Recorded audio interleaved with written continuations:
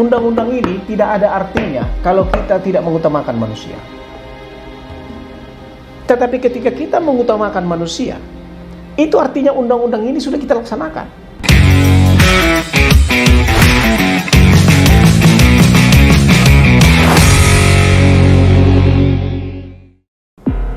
Pada kesempatan ini, saya ingin mengucapkan salam sehat, salam sejahtera kepada Anda semua, dan salam sukacita. Pada saat ini, saya tertarik dengan apa yang disampaikan oleh Presiden Jokowi pada rapat kepala-kepala daerah yang diundang oleh Jokowi, yang diadakan di Sentul International Convention Center beberapa hari yang lalu.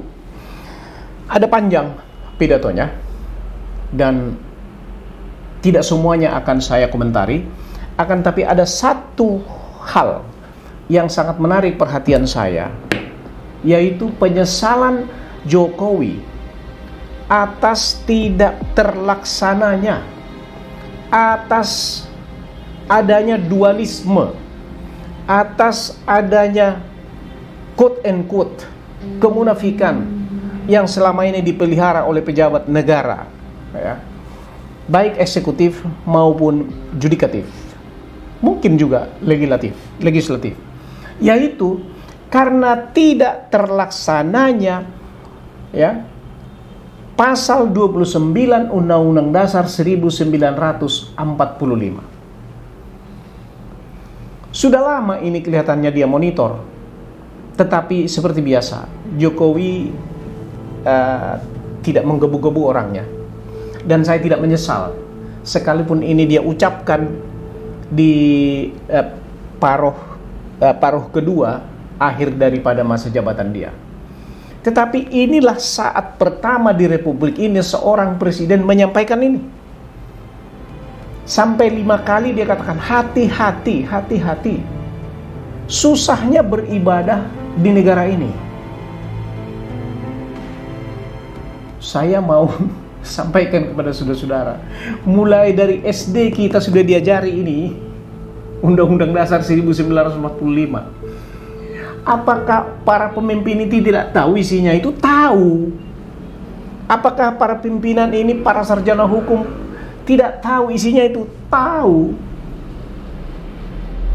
Seketika pada saat itu, sepertinya orang-orang ataupun ahli hukum, para pejabat semua dipermalukan oleh Jokowi. Bagaimana kesepakatan mengalahkan Undang-Undang Dasar? Ini kita alami. Akan tetapi saya mau sampaikan satu hal yang perlu juga dipahami oleh kawan-kawan yang mayoritas, maksud saya di sini yang beragama mayoritas, yang suka ya melarang-larang orang beribadah dan seterusnya, bahwa ya, sebetulnya orang-orang yang beragama non mayoritas itu lebih kepada ingin menjaga kerukunan, bukan tidak tahu dan bukan tidak bisa melawan, tetapi ingin menjaga kerukunan. Karena apa? Karena ingin menempatkan manusia itu di atas agamanya, manusia itu di atas undang-undang. Kawan-kawan semua, saudara, undang-undang ini tidak ada artinya kalau kita tidak mengutamakan manusia. Tetapi ketika kita mengutamakan manusia, itu artinya undang-undang ini sudah kita laksanakan. Yang menjadi persoalan di bangsa ini selama ini, kita itu beragama, kita itu merasa bertuhan, tetapi sesungguhnya tidak bertuhan. Kenapa? Sebab kalau sesungguhnya kawan-kawan dari mayoritas benar-benar percaya Tuhan itu satu, maka mestinya percaya bahwa Tuhan yang satu itulah juga yang menciptakan orang-orang yang beragama lain ini. Oleh sebab itu, Undang-Undang Dasar 1945 pasal 29 ini adalah pengejawantahan daripada Pancasila itu. Semua ini Semua ini harusnya ada di dalam diri para pemimpin. Sehingga bukan lagi egonya yang bicara, bukan lagi kepentingan sektoral yang bicara. Nah, dalam hal ini saya di satu sisi saya tergelitik. Kenapa tergelitik? Karena rupanya untuk hal seperti ini harus Jokowi yang turun tangan. Di satu sisi saya bersyukur juga karena Pak Jokowi harus mengajari semua para pemimpin ini, mengingatkan semua, ya.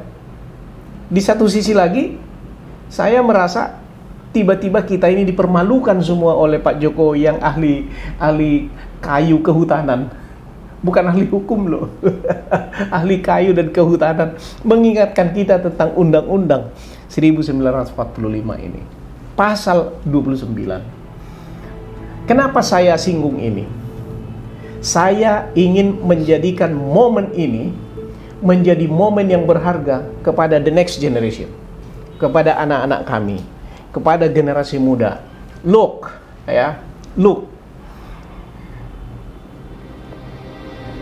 kemanusiaan itu haruslah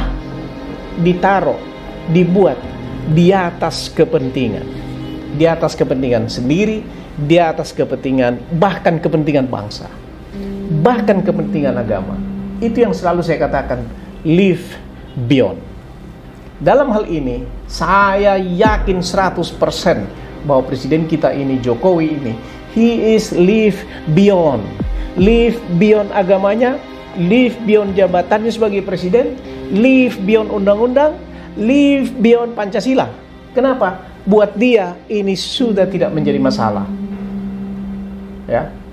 Yang menjadi masalah ini adalah bagi orang-orang yang merasa hanya dirinya yang benar. Oleh sebab itu, kawan-kawan semua, kalau Anda orang tua, punya anak, punya cucu, sampaikan kepada keturunan generasi mendatang yang ada di lingkungan Anda bahwa we should live beyond. Kita mesti hidup, kita mesti menghidupkan kehidupan kita itu di atas kepentingan kita, di atas kepentingan agama kita. Tempatkan manusia itu beyond. Karena sungguhnya kehadiran Tuhan itu adalah di dalam diri kemanusiaan itu. Ya. Kepada Anda anak-anak muda, simak kembali, saya dorong Anda untuk dengarkan kembali video pidato ini dan baca ini Undang-Undang Dasar 1945. Nggak usah banyak semuanya deh, pasal 29 saja. Baca dan pahami betul-betul apa isinya. Ya, adalah hak setiap warga negara untuk memeluk agamanya, hak setiap warga negara untuk beribadah. Itu sangat penting, ya. Nah, apakah selama ini orang-orang yang beragama non-muslim termarginalkan dalam hal ini? Yes. Sepertinya ini tidak terlaksana. Undang-Undang Dasar ini tidak terlaksana. Saya menarik apa yang selalu dikatakan oleh Jokowi.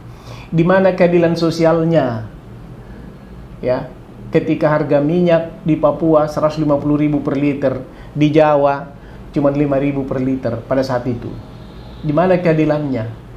Sama itu dengan ini. Jadi terima kasih kepada Pak Jokowi sudah menyuarakan ini. Kami tahu mungkin ini sudah lama di hati Pak Jokowi, dan kepada kawan-kawan seluruh rakyat Indonesia, bukan hanya non-muslim, ya. Kepada seluruh rakyat Indonesia, saatnya kita berterima kasih kepada beliau, mengingatkan kita kembali supaya kita manusia kembali kepada harkat kita sebagai manusia. Dan saya menghimbau kawan-kawan, live beyond. Hiduplah di atas daripada tuntutan-tuntutan undang-undang, tuntutan-tuntutan hukum ini. Mudah-mudahan ini bisa kita capai with love.